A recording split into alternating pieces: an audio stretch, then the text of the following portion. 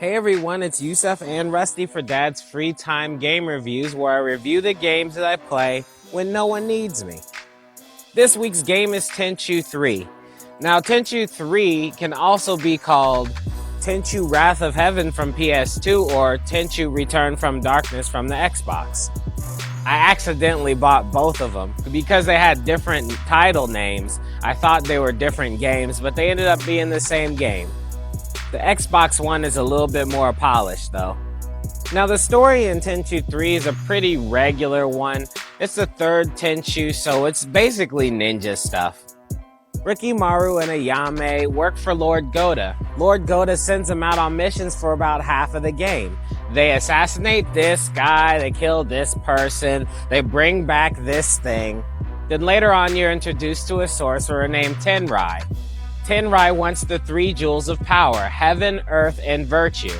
When he brings those 3 jewels together, he'll have some unimaginative power that makes him abnormally powerful beyond your wildest imaginations that you never see. Usually in any game or any movie when they say that, it's kind of a letdown anyway, because your imagination is way better than the power they were going to show you. The best thing that can happen is the guy gets really big and starts stepping on stuff, right? Or maybe he just shoots really powerful fireballs out of nowhere. Who knows? Anyway, the sorcerer resurrects some people, he hires some people, now he's got a crew. Obviously, you gotta get through the crew to get to him. You know how the story goes. There's also an extra playable character after you play Rikimaru and Ayame. His name is Teshu. Now, he's a doctor by day, assassin by night that works for a guild. And he has this big rivalry with this dude named Janai, who split from the guild and made his own band of mercenary thieves. The stories are okay, but they're nothing out of the ordinary. It's like somebody got the writers together and asked them to do something incredibly bland, but along the lines of ninja stuff. Then they went on the toilet for a couple of minutes and came out with a script.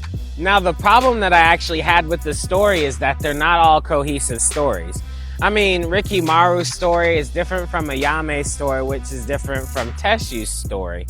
Now, I'm okay with Teshu's story being different, but Ayame and Rikimaru's story needed to move together. Tenchu 2 put together all 3 stories of the playable characters very seamlessly. And you expect that in Tenchu 3, but they didn't really do that. They splitted the stories up. All the characters live in each other's universe, however, the stories are very different. I wish they figured out a way to make them work together, that's all I'm saying. Now, the gameplay is basic Tenchu ninja stealth assassin type stuff. The people are walking around as guards, and they're not looking at you, and you run from around the corner and you stab them. A new feature in this one is that if you kill 10 guys with a stealth kill, you get a special ninja tool to use. You also still get graded for your missions from Thug to Master of Assassins or Grandmaster Ninja. Then you get a lot of items back. Now, I still play Tenchu the exact same way, which is basically me playing Tenchu using all the tools that I got right at the beginning. All I really want to do is stealth assassinate people. You don't need a lot of special tools to stab somebody through the neck. All you need is a knife and some stealth. These assassinations, though, look really great. I played all the games in order up to 3, and after Tenchu 2, the upgrade in graphics is really, really great. Alright, and after also Tenchu 2, having to not sheathe your sword to move faster is awesome too. The only problem that I have is that the ninjas move so slow. It's like their shoes are tied together or something. You set up around the corner, and if a person's a pretty fair, decent distance away, it's like you gotta really make sure he turns around right then, because you're gonna come out of the corner and you're gonna start running, and it's just gonna be slow. I think these ninjas could get a little stride going instead of this super energy conservation jog. You know, give me a stride button. Give me a button that'll allow me to move a little bit faster. Goodness gracious. Also, the music was really great. I mean, the music in the first one is my favorite. Music in the second one was non-existent. It was just a bunch of atmospheric noises like dogs barking and things like that. The music in the third one actually came back, and I feel like it's pretty decent. The bosses got on my nerves. I mean, they were good enough bosses to have. I mean, the bosses in the second one and the first one weren't that interesting to begin with. They were a little bit more, I'm a ninja and I'm fighting in a war type bosses. It's a samurai, and then it's another samurai, and then it's an old samurai. You know what I mean? They threw in like one pirate, a fat guy, a dude with a bear. But this one, the bosses were a little bit more imaginative. They made way for some sort of magic to occur, so it gave them a different way of making bosses. I mean, there was a puppet master, there was a dude with so many spells on him that he was hardened like a rock. There was a really huge samurai. There was a lady with a dog that had a bunch of spells that she could use to make different guys that would walk around. It was okay. The only problem that I had with the bosses were that they were difficult to defeat. Now, by difficult, I don't mean that the challenge of the bosses was really that great. I just mean that the ability of your ninja wasn't really that awesome. All the evade moves that they gave you were not really that good. I mean, the ninjas were fleet of foot, but like I said before, they weren't really making up that much ground whenever they did something. So if somebody came up and tried to strike them, the chances of you actually evading what they were doing was not very good.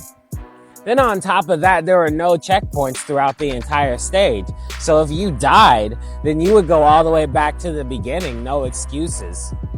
Which really ticked me off after I would lose to a certain boss. Like, they didn't really give you a chance to feel out the boss, you know what I mean? So you would normally end up just using the items before you go into the mission and just loading up on grenades or smoke bombs or healing potions, something like that, so that you wouldn't have to play the stage over again. You don't get graded on how well you defeat the boss. So that's pretty much all I got. Tenchu 3 is a game that I like a lot. It has a lot of charm in it. The whole idea of ninjas in feudal Japan working for a lord, the calm music with which to assassinate people with, a lot of that stuff is done super well. But if you look at it for anything other than that, you'll be really disappointed. And it seems that the game is trying to facilitate for you to look into these things, but really it doesn't matter. Look, just be a stealth assassin and the game will be the most fun you've played in this game. I mean, I could talk a lot of smack about it. The fact of the matter is that I've grandmastered pretty much every stage on this game. And you have 3 different layouts for every stage, so you can keep playing this game and stealth assassinating people until you can't take it anymore. I surely will come back to this game again later on in life. Alright, that's all I got. If you hit the like or subscribe button, thank you so much. If you want to check out more of my gameplay, then I did a Let's Play on this whole game with every single character. If you want to see speed paints of the artwork, they're over at my other YouTube channel, Crafty Acuity. So have a nice week. Whoop-de-whoop. Free Mac Martin. Peace.